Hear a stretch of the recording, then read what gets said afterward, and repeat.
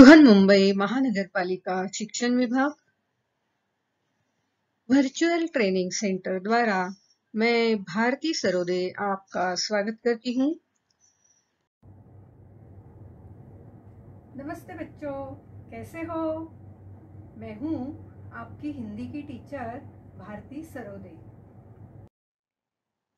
नमस्ते मेरे प्यारे प्यारे बच्चों, आज हम छठी कक्षा के सुलभ भारती का अभ्यास करेंगे। दूसरी इकाई का जो छठा पाठ है स्वास्थ्य संपदा, इस पाठ को पढ़ेंगे। यह पाठ महात्मा गांधी द्वारा लिखा गया एक पत्र है। तो आइए देखते हैं गांधी जी ने किसको पत्र लिखा है। आइए इस पाठ के लेखक जो है महात्मा गांधी, इनके बारे में जान लेते हैं। आप सभी तो इन्हें पहचानते हैं, फिर भी एक बार विस्तार से जानकारी लेते हैं।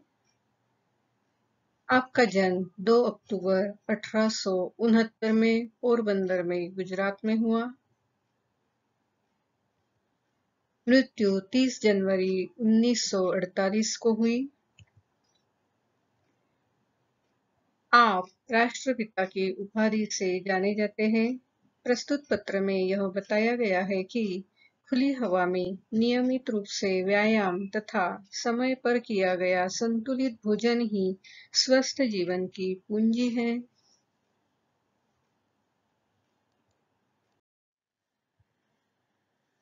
स्वास्थ्य संपदा, लेखक है महात्मा गांधी।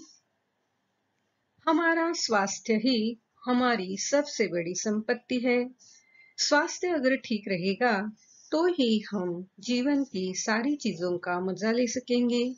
स्वास्थ्य अच्छा रखने के लिए संतुलित आहार, नियमित व्यायाम और प्राणायाम करना चाहिए।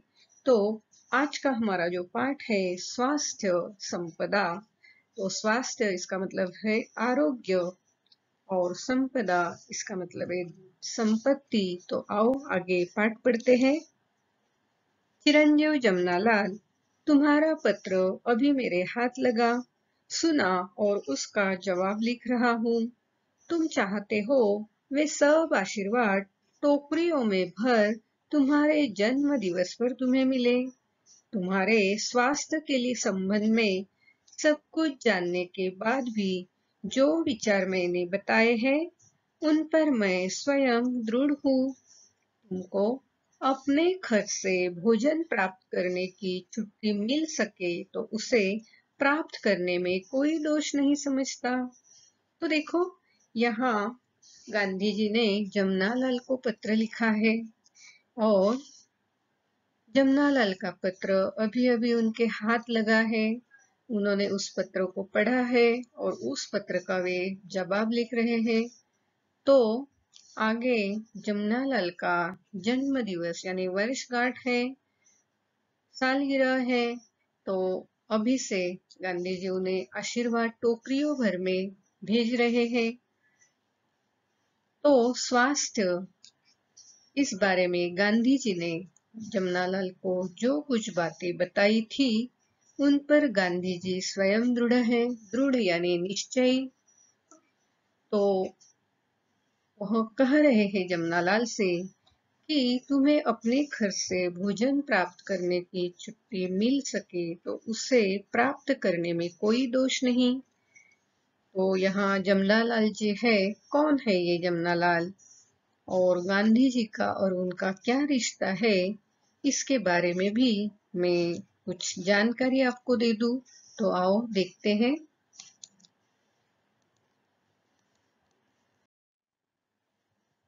ये है गांधी जी और जमनालाल।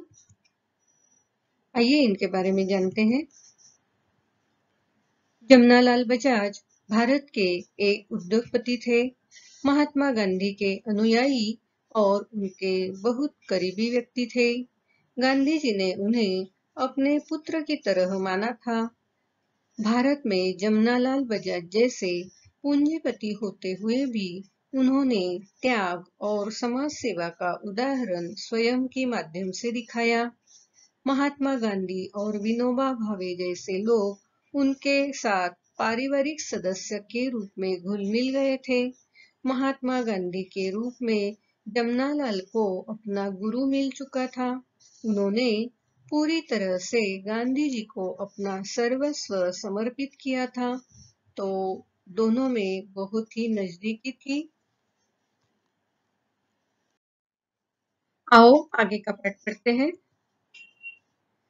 शरीर को एक अमानत समझकर यथासंभव उसकी रक्षा करना रक्षक का धर्म है।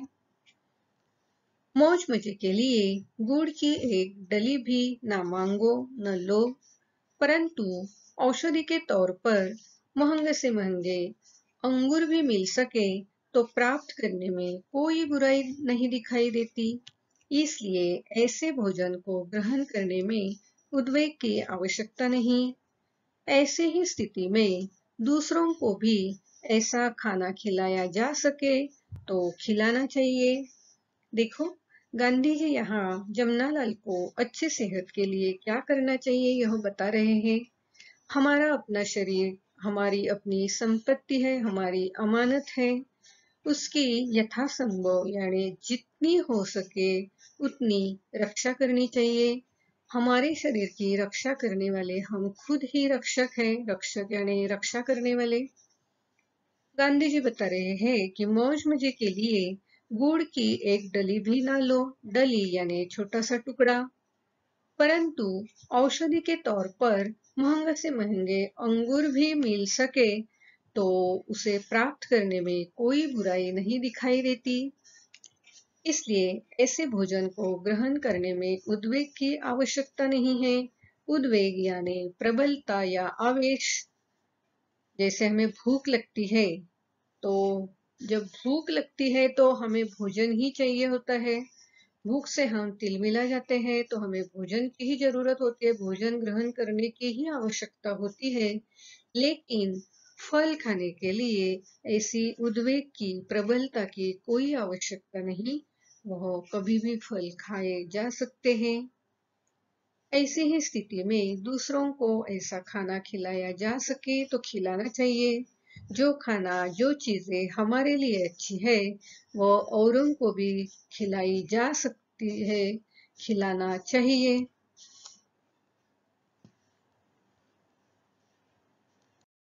आओ आगे पाठ पढ़ते हैं। मेरी दृष्टि में जितने गेहूं मिलते हैं उतने खाने की जरूरत नहीं। गुड़ को बिल्कुल छोड़ देना उचित मानता हूँ। तुम्हारे शरीर को गुड़ की जरा भी आवश्यकता नहीं। इसके बदले निर्दोष शुद्ध शहद लेना अधिक अच्छा है। परंतु जब तक मीठे फल मिल सकते हैं उसकी भी जरूरत नहीं। दूध की मात्रा बढ़ाना अच्छा है।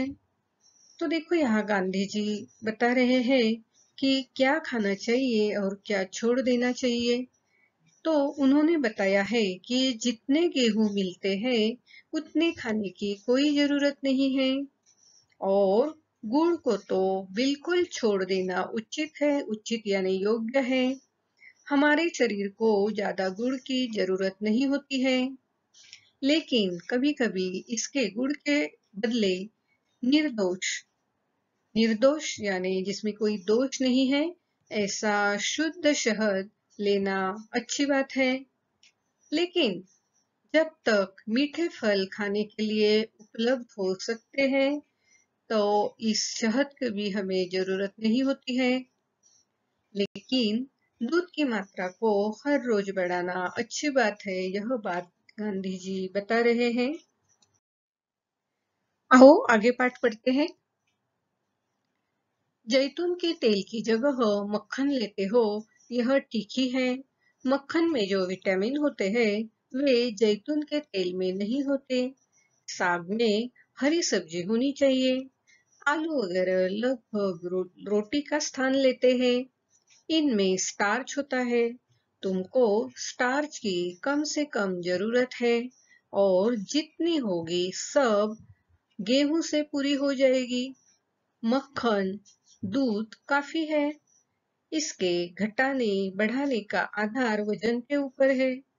वजन के स्थिर हो जाने तक और हजम होता रहे तब तक मक्खन अथवा दूध या दोनों की मात्रा बढ़ाते जाना चाहिए। तो यह बात गांधी जी बता रहे हैं। यहाँ जैतून का तेल यानी ऑलिव का तेल, ये जो ऑलिव के फल है उसमें जो बीज होते हैं, उस बीज के द्वारा ऑलिव तेल निकाला जाता है। हमारे घर में सब्जियां बनाते वक्त सेंगदाना का तेल, तिल का तेल, खोपरे का तेल उपयोग में लाया जाता है। तो ये जैतून जो है, ऑलिव जो है, उसका भी तेल बहुत ही अच्छा होता है। लेकिन जैतून के तेल की जगह मक्खन अगर लेते हो तो वो उससे भी अच्छा है, क्योंकि मक्खन में जो विटामिन होते हैं वो जैतून के तेल में नहीं होते हैं। और गांधी जी यह भी कहते हैं कि दूध और मक्खन की मात्रा बढ़ानी चाहिए।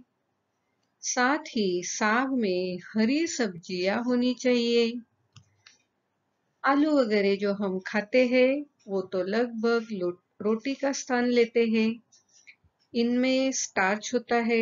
आलू में क्या होता है? स्टार्च होता है। और स्टार्च की कम से कम जरूरत होती है। और जब हम गेहूं खाते हैं तो गेहूं से हमारे स्टार्च की जरूरत पूरी हो जाती है। इस दुनिया में मक्खन और दूध काफी मात्रा में उपलब्ध है, और इसको कम करना, घटाना यानी कम करना या बढ़ाना, इसका आधार वजन के ऊपर है। अगर किसी व्यक्ति का वजन स्थिर हो जाने तक वह दूध और मक्खन काफी मात्रा में लेता है, और उसे जो दूध मक्खन लिया है वो हजम हो जाता है, हजम होना यानी पाचन हो जाना, तो तब तक वह मक्खन की अथवा दूध की या दोनों की मात्रा बढ़ाते रहे तो कोई हर्ज नहीं, कोई नुकसान नहीं। यह बात गांधी जी यहाँ बता रहे हैं। आओ बच्चों, आगे का पाठ पढ़ते हैं। तरकारियों में लौकी तथा भिन्न भिन्न प्रकार की सब्जियां, फूल गोभी, पत्ता गोभी, बिना बीज के सेम, बैंगन, इन सब की गिनती अच्छी हरी सब्जियों में होती है। गेहूं का आटा चोकर मिला होना चाहिए। यदि गेहूं बिल्कुल साफ करके पीसा गया हो तो उसका कोई भी अंश फेंकना नहीं चाहिए। देखो, अब गांधी जी आगे सब्जियों के बारे में बताते हैं कि कौन सी सब्जियां हमें खानी चाहिए। तरकारी यानी सब्जी, तो सब्जी में लौकी और लौकी के साथ साथ फूल गोभी, पत्ता गोभी, या बिना बीज की ये जो सेम है, या बैंगन, ऐसी सारी सब्जियां हमारे सेहत के लिए बहुत ही अच्छी सब्जियां हैं, और इनकी गिनती अच्छी सब्जियों में की जाती है। वैसे ही हम जब गेहूं का आटा छानते हैं तो छानने के बाद जो बाकी अंश बचा रहता है उसे चोकर कहा जाता है। तो यह चोकर को फेंकना नहीं है, क्योंकि यह चोकर हमारे स्वास्थ्य के लिए बहुत ही अच्छा होता है। गेहूं का आटा चोकर मिला होना चाहिए, क्योंकि देखो, हम जब गेहूं बाजार से लाते हैं तो उसे बिल्कुल साफ करते हैं, उसमें कोई कंकर है या कोई कचरा है, घास फूस है, तो उसे निकाल देते हैं, बिल्कुल उसे साफ करते हैं, उसके बाद उसे पीसते हैं। तो इस तरह साफ किए हुए पीसे गए गेहूं का कोई भी अंश फेंकना नहीं चाहिए। कुछ लोग चोकर को फेंक देते हैं। आप भी अपने घर में जरूर ये ध्यान देना, अगर आपकी माताजी चोकर को फेंक देती हैं तो उन्हें भी यह बात बता देना कि चोकर हमारे स्वास्थ्य के लिए बहुत ही अच्छा होता है, इसे फेंका मत करो। तो इस तरह सब्जियों और गेहूं के आटे के बारे में गांधी जी यहाँ बता रहे हैं। आओ आगे भी देखते हैं। फल में ताजे अंगूर, मौसम्बी, संतरा, अनार, सेब, अनानास लेने योग्य हैं। अब आगे गांधी जी कौन से फल खाने चाहिए इसके बारे में बताते हैं। कौन से फल खाने चाहिए? देखो तो, अंगूर है, मौसम्बी है, संतरा है, अनार है, सेब है, अनानास है। तो ये सारे फल हमारे सेहत के लिए बहुत ही अच्छे होते हैं। तो बच्चों, मैं आज आप सबको एक बात बताना चाहती हूँ। देखो, आप हमेशा बिस्कुट खाना चाहते हैं या कुरकुरे जैसे पदार्थ खाने चाहते हैं, तो उसके बजाय आप अगर ये फल खाएंगे तो ये बिल्कुल आपके सेहत के लिए बहुत ही अच्छे होंगे। साथ ही साथ जो पैसे आप अनाप शनाप खाना खाने में बर्बाद करते हैं, उन पैसों से आप सेहत के लिए जो अच्छी चीज है, यानी फल है या भुने हुए सेंग चना है, इस तरह के चीजें अगर खाएंगे तो आपकी सेहत भी बहुत ही अच्छी हो जाएगी। आजकल देखा जाए तो ये जो कोरोना महामारी चल रही है, ये महामारी आने के बाद हमें एक बात तो समझ में आ गई है कि हमारी जो इम्यूनिटी सिस्टम है, हमारी जो रोग प्रतिकारक शक्ति है, उससे अच्छा होना चाहिए, तभी हम किसी भी रोग का सामना कर सकते हैं। तो इस तरह के ताजे ताजे फल हमारे यहाँ उपलब्ध होते हैं। तो बिस्कुट या कुरकुरे या पिज्जा ऐसे पदार्थ खाने के बजाय हमें इस तरह के फल खाने चाहिए, जिससे हमारी रोग प्रतिकारक शक्ति बढ़ती है। तो बच्चों, ध्यान में रखना, आगे से कोई भी अनाप शनाप चीजें मत खाना, अच्छी चीजें खाना, फल खाना। और ये बात आप भी सभी को बताना है। तो आइए आगे का पार्ट भी देखते हैं। आओ स्वास्थ्य संपदा के बारे में आगे भी जानकारी दी है, पढ़ते हैं। आजकल जो प्रयोग अमेरिका में हो रहे हैं, उससे मालूम होता है कि एक साथ ही बहुत सी चीजें नहीं मिला देनी चाहिए। फल अकेला ही खाने से उसके गुण बढ़ते हैं।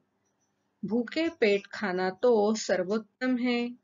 अंग्रेजी में कहावत भी है कि सुबह का फल सोना है और दोपहर का चांदी है।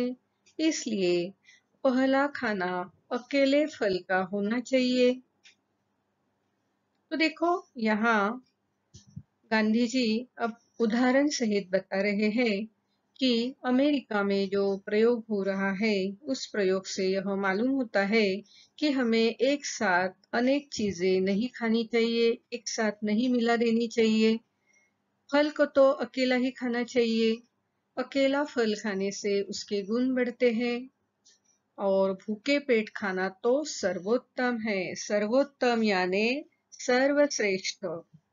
तो भूखे पेट, सुबह जब हम भूखे पेट होते हैं तो सबसे पहले फल खाना, यही बात सर्वश्रेष्ठ है। इसी के ऊपर पर आधारित अंग्रेजी में एक कहावत भी है, सुबह का फल सोना है और दोपहर का फल खाना चांदी समान है। तो सोने का गुण, सोने की कीमत तो चांदी से ज्यादा होती है ना, इसीलिए सुबह सुबह फल खाना अच्छी बात है। दोपहर में भी आप खा सकते हैं, लेकिन अगर आपका पहला खाना फल हो तो वह आपके सेहत के लिए बहुत ही अच्छा होता है। अब देखो, जो हम पदार्थ खाते हैं उसका हमारे शरीर पर क्या परिणाम होता है। अगर बहुत सारी चीजें या विरुद्ध अन्न जिसे कहते हैं, ऐसी चीजें हम एक साथ ही खाए तो उसका क्या दुष्परिणाम हो सकता है, आइए कुछ चित्रों के माध्यम से जान लेते हैं। देखो तो, यहाँ दूध और मछली, ये दो पदार्थ जिसे विरुद्ध अन्न कहा जाता है, अगर एक साथ हम इसे खाएंगे तो जिसे कोड़ कहते हैं, ऐसे शरीर पर सफेद निशान हो जाते हैं। तो इस तरह दूध दूध के साथ मछली जैसे पदार्थ नहीं खाने चाहिए। उसी तरह दूध और फल एक साथ नहीं खाने चाहिए। ककड़ी और टमाटर एक साथ नहीं खाने चाहिए। और भी कुछ सब्जियां एक साथ नहीं खानी चाहिए। तो यह बात जान लेनी चाहिए हमें। और जब हम हमारे सामने जो खाना आता है उसे गौर से देखें। अगर कोई विरुद्ध चीज है तो उन्हें एक साथ नहीं खाना चाहिए। यह बात ध्यान में रखनी है। आओ गांधी जी अब आगे क्या कहते हैं देखते हैं। क्या तुम सुबह गर्म पानी पीते हो? सुबह गर्म पानी पियो तो हर्ज नहीं। तुमको चौबीसों घंटे खुली हवा में रहने की इजाजत मिल सकती हो तो लेनी चाहिए। खुली हवा में रोज धीरे धीरे प्राणायाम कर सको तो अच्छा है। तो देखो अब खाना, फल खाना या क्या खाना क्या नहीं खाना, इसके बाद गांधी जी आगे सेहत के लिए कौन सी चीजें अच्छी है, कौन सी बातें अच्छी है, यह बता रहे हैं। तो सुबह सुबह गर्म पानी पीना यह सेहत के लिए बहुत ही अच्छा होता है। अगर हम उठने के बाद, मुंह धोने के बाद अगर गर्म पानी पीते हैं तो उसमें कोई हर्ज नहीं, कोई नुकसान नहीं, बल्कि वह हमारे सेहत के लिए बहुत ही अच्छी बात है। और चौबीसों घंटे अगर हमें खुली हवा में रहने की इजाजत मिल सकती है, इजाजत यानी अनुमति, तो जरूर हमें ऐसे खुली हवा में रहना चाहिए। और इसी खुली हवा में अगर रोज हम व्यायाम करें या प्राणायाम करें तो वह हमारे सेहत के लिए बहुत बहुत अच्छा है। तो देखो गांधी जी ने यहाँ गर्म पानी पीना चाहिए, खुली हवा में रहना चाहिए और अच्छी सेहत के लिए प्राणायाम या व्यायाम करना चाहिए, यह बातें बताई है। तो आगे भी देखते हैं। आओ आगे पाठ पढ़ते हैं। रात की सर्दी से डरने की बिल्कुल जरूरत नहीं। कंबल गले तक अच्छी तरह ओढ़ लिया हो और सिर तथा कान पर कपड़ा लपेट लो तो फिर कोई हानि नहीं। चौबीसों घंटे शुद्ध से शुद्ध हवा श्वास के लिए फेफड़ों में जाए, यह अति आवश्यक है। सुबह की धूप सहन हो सके तो इस तरह शरीर को खुली हवा में जितना खुला रख सको उतना रखना चाहिए। माधव जी की गाड़ी तो ठीक चल रही है। वहां जो साथी रहते हो और जो आवे सो हम तीनों का यथा योग्य आशीर्वाद पावे। तो देखो यहाँ गांधी जी जमनालाल को बता रहे हैं कि रात के वक्त क्या करना चाहिए। हमें गले तक कंबल अच्छी तरह ओढ़ लेना चाहिए, साथ ही साथ हमारे कान तथा सिर जो है कपड़े से लपेट लेना चाहिए। इस तरह शरीर को लपेट लेने से कोई हानि नहीं होती है, कोई नुकसान नहीं होता है। और हमें चौबीसों घंटे शुद्ध से शुद्ध हवा श्वास के लिए फेफड़ों में जाना अति आवश्यक है। अति आवश्यक है यानी बहुत ही आवश्यक है, अत्यंत आवश्यक है। तो हमारे घर के जो दरवाजे खिड़कियां होती है वह सुबह होते ही खोल देनी चाहिए, खुली हवा अंदर आने देनी चाहिए। और भी एक बात बताई है कि अगर सुबह की जो कोमल धूप होती है वह अगर सहन हो सके तो शरीर को इस धूप में, इस खुली हवा में जितना हम खुला रख सकते हैं उतना रखना चाहिए। ये जो सुबह की कोमल धूप होती है इसमें जाने से, इसमें खड़े रहने से हमें विटामिन डी की प्राप्ति होती है जो हमारे लिए बहुत ही आवश्यक है। तो जिनको संभव है उन्होंने जरूर सुबह की इस कोमल धूप में खड़ा रहना चाहिए और उस वक्त हमारा शरीर जितना हम खुला रख सकते हैं रखना चाहिए, ताकि उस धूप को हम अ, ले सके। तो इस तरह गांधी जी ने जितनी जानकारी जमनालाल को देनी है अच्छी सेहत के लिए, स्वास्थ्य संपदा के लिए, दे दी है। अब वह अपने इस पत्र को पूरा कर रहे हैं। देखो बच्चों, हम जब भी किसी को पत्र लिखते हैं तो पत्र के आखिर में जिसको पत्र लिख रहे हैं उसके परिवार के सदस्य को हम उनके उम्र के हिसाब से या तो नमस्कार करते हैं, बड़े हैं तो नमस्कार करते हैं, छोटे हैं तो उन्हें आशीर्वाद देते हैं। और जो सदस्य है उनके बारे में भी हालचाल पूछ लेते हैं। तो गांधी जी भी यहाँ इस पत्र के आखिर में माधव जी की जो बात है बता रहे हैं कि उनकी गाड़ी तो ठीक चल रही है। गाड़ी ठीक चल रही है इसका मतलब उनका जो आयुष्य है अच्छी तरह बिता रहे हैं। और अब जमनालाल के साथ जो साथी रहते हैं और जो आगे आकर उनसे मिलने वाले हैं उन सभी को गांधी जी क्या कहते हैं, हम तीनों का यथा योग्य आशीर्वाद पावे। गांधी जी उम्र में सबसे बड़े हैं तो सभी को क्या दे रहे हैं, यथा योग्य यानी यथोचित या मुनासिब ऐसे आशीर्वाद दे रहे हैं। और गांधी जी यहाँ अपना पत्र पूरा करते हैं। पत्र पूरा होने के बाद यहाँ हम हस्ताक्षर करते हैं और इस तरह यह पत्र गांधी जी ने जमनालाल को लिखा है। इस पत्र के द्वारा गांधी जी ने जमनालाल को स्वास्थ्य संपदा पाने के लिए क्या क्या करना चाहिए, क्या क्या छोड़ देना चाहिए, यह बात बहुत ही सरल शब्दों में बताई है। यही बात बच्चों आप भी ध्यान में रखना और अपनी स्वास्थ्य संपदा अच्छी बनाने के लिए जो गांधी जी ने हमें बताया है उस राह पर हमें चलना है। तो जरूर आगे देखेंगे स्वास्थ्य संपदा के बारे में हम क्या क्या कर सकते हैं। आज जो पाठ आपने पढ़ा है उस पाठ को 2 बार घर में पढ़ लेना है। स्वाध्याय प्रश्न पहला, रिक्त स्थानों की पूर्ति करो। 1. शरीर को एक डैश समझकर यथासंभव उसकी रक्षा करना डैश का धर्म है। 2. मौज मजे के लिए गुड़ की एक डैश भी न मांगो न लो। 3.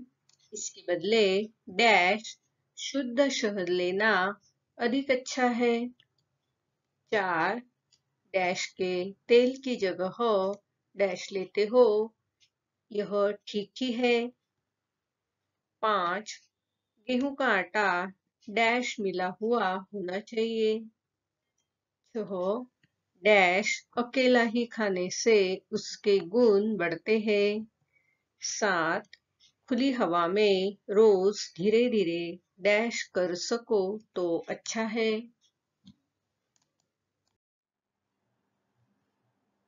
तो बच्चों, आज हमने स्वास्थ्य संपदा इस पाठ को पढ़ा है। इस पाठ के द्वारा हमने यह जान लिया है कि अच्छी सेहत के लिए हमें फल खाने चाहिए, हरी भरी सब्जियां खानी चाहिए, संतुलित आहार लेना चाहिए, दूध और मक्खन की मात्रा बढ़ानी चाहिए और साथ ही साथ व्यायाम करना चाहिए, प्राणायाम करना चाहिए।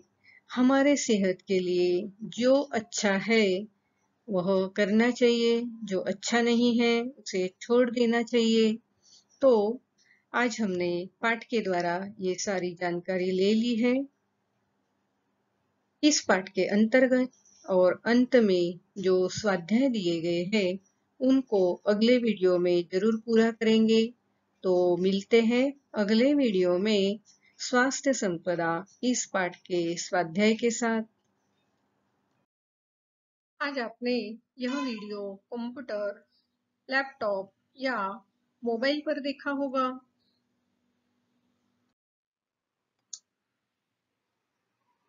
वीडियो के नीचे आपको इस तरह का एरो दिखाई देगा। इस एरो को क्लिक करते ही आपके सामने डिस्क्रिप्शन बॉक्स खुल जाएगा।